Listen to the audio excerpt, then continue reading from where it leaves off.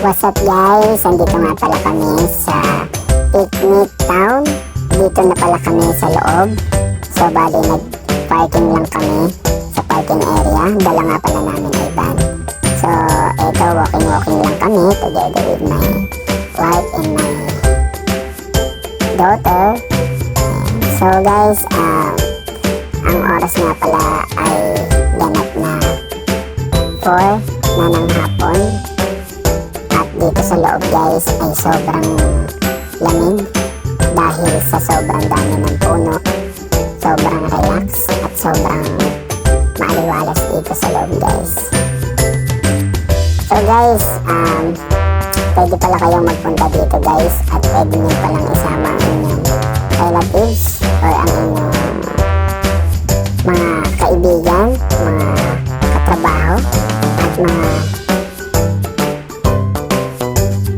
boyfriend and BF ninyo, kasi dito sa loob na ito ay talaga namang marirelax kayo at marami kayong pwedeng pasyalan dito guys.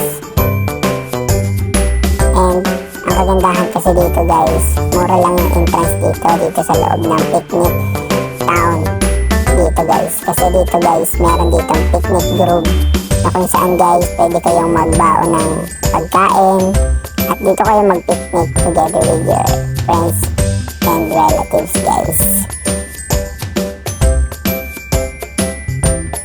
Almost 5 years na rin guys nung nagpunta kami dito, and marami na rin pinagbago guys itong loob ng Picnic Town dahil nakita ko rito guys na napakarami ng mabibilhan dito like ice coffee or mga pasalubong, and napakaraming tao dito guys, napakaraming riders dito and napakaraming namamasyal dito guys. So Saturday pa lang ngayon guys, and napakarami ng tao dito. So dahil nagutom yung anak ko at gusto nyo magpapak, ayan, bibili lang muna ako ng popcorn guys para sa akin magandang anak. Medyo maraming bumibili guys, kaya waiting lang tayo. So yan yung itsura guys ng loob ng Picnic Town guys. As you can see, sobrang lamig na rito guys, kaya wag nyo kalilimutan na magbaon ng jacket guys, kasi sobrang lamig dito guys and napakaraming tao rito guys. So pwede kayong gumawa ng content and pwede kayong magdala dito ng panapin guys kung gusto nyo sa damuhan kayo pumesto, pwede naman guys. So overlooking din dito yung Bulkang Taal guys, kaya napakaganda talaga rito sa loob guys. Aside from that guys, ayan, may nagtitinda rin ng taho. Shoutout kay Manong sa kanyang masarap na taho. So ang dami ko nakikita ang mga kids dito guys, ayan, halos talaga ang mga nandito is pamilya no. So napakarami rito pamilya na kasama ang kanilang buong family, ang kanilang mga anak, ayan, and yun, tamang picture para may souvenirs, and yun, tamang ano lang din sila, pinipilang talaga nila yung nature. Ayan guys, napakaraming rides dito guys, pwede kayong mag-zipline, pwede kayong sumakay dun sa sa Ferris wheel. Ayun, so pwede kayong bumili rito ng mga pasalubong guys. Maraming pasalubong dito sa may side dito sa banda. Pwede kayong bumili ng mga t-shirt dyan ng Tagaytay. Ayun, para may souvenirs kayo dito guys. Ayun yung tinuturo ko guys. Batangas na yun guys. Ayun, ang lamig talaga dito guys. Tamang-tama ito guys kung lagi kayong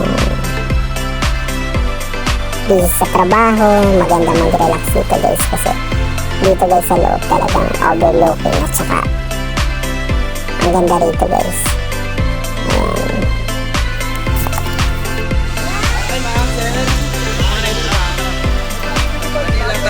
Strawberry.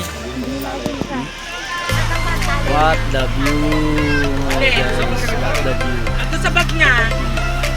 Ayan, titinta si Kuya ng kape guys. Ayan, papakita ko sa inyo guys kung paano ni Kuya tinitimpla yung kape.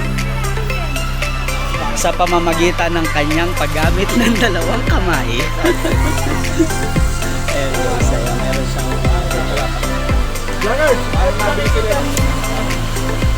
kanyang... Ako yan ang tawag dyan. Camp Master.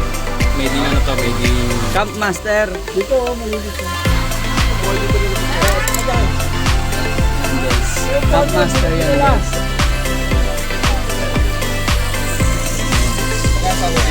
So, may nakikita ako na malaking butas. Ayan guys, kitang-kita naman. Ayan guys, so andito yung, ayan yung mga isa sa mga rides nila rito sa loob. Ayan, so pwede, Kuya, lahat pala nagdala ka ng pang-camping. Ayun, camping. Ayun, pang-camping. Guys, so, kung gusto nyo, pwede rin pala kayo mag-camp dito guys. Campo.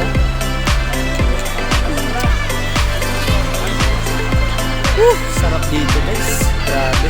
Parang ayoko nang sumapit yung bukas. Parang gusto ko. Kuya kape. Kape tayo guys.